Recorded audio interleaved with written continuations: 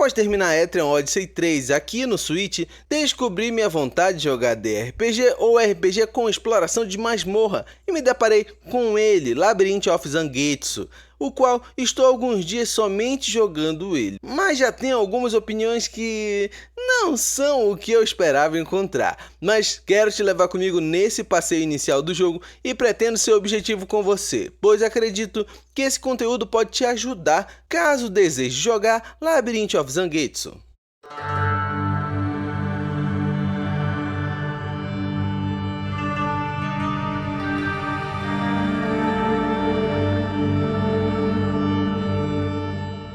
Primeiro, deixa eu te falar do que se trata o jogo em poucas palavras. Temos aqui um Dungeon Crawler, ou um explorador de masmorra em primeira pessoa, onde você tem permissão de se movimentar somente em 4 direções no mapa, que vai se completando conforme você vai avançando nele, sendo que entre diversos mistérios no mapa, você tem inimigos que podem estar escondidos numa fumaça ou surgirem em pontos aleatórios do mapa, tudo de acordo com a fase que você está, já que nem tudo aqui é interligado. Então você vai ter uma cidade central, que de lá você alterna os mapas que você precisa explorar. E sobre o combate, é o tradicional RPG por turnos. Sem visão dos personagens do seu time, você vê somente os inimigos e decide o que cada personagem seu irá fazer durante o turno. Nada demais se você já for um fã do gênero.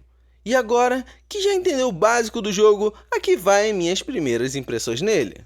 O visual preto e branco é a proposta do game, nisso eu não tive surpresas. O combate é o trivial do gênero e infelizmente ele não tenta inovar, pelo menos não até onde eu joguei, sendo bastante comum eu escolher a opção de ataque automático, pois habilidades e magias são escassas, então não te incentiva a usá-las, mas sim guardar para chefes e subchefes, que esses exigem estratégias melhores, mas de toda forma tudo parece limitado. Quantidade de habilidades, magia e tudo mais parece um escopo menor do que nos demais jogos do gênero. E tenho que te falar que a dificuldade aqui é elevada, inclusive não estranhe perder parte do seu time e ter que fazer novos personagens para colocar no lugar, já que trazê-los de volta à vida é muito caro. Então some a dificuldade com essa ganância do templo e você tem um jogo que te fará ter muitas horas de gameplay por conta de reposição de time, algo que não me agrada muito. Além do sistema de classes, habilidades e possibilidades parecer limitado demais. Algo que num jogo desse estilo não incentiva o replay e nem mesmo fazer novos personagens, já que você não tem muitas classes e as classes não variam muito dentro delas. Então você não fará novos personagens para explorar novas possibilidades, mas sim para reposição. Enfim, esse sistema me lembrou um AD&D ou GURPS, que são sistemas de RPG de mesa das antigas por conta de classes de armadura e padrões de danos de armas. Ainda no combate, não vi tantas variações de inimigos, algo que deixa menos inesperado para desafios do mapa de forma rápida a cada fase. E não espere uma grande trilha sonora, aqui é simples num som oriental trivial. E não temos legendas em português do Brasil, o que é uma pena, mas não foge do que vemos desse tipo de jogo que não costuma ter legendas no nosso idioma.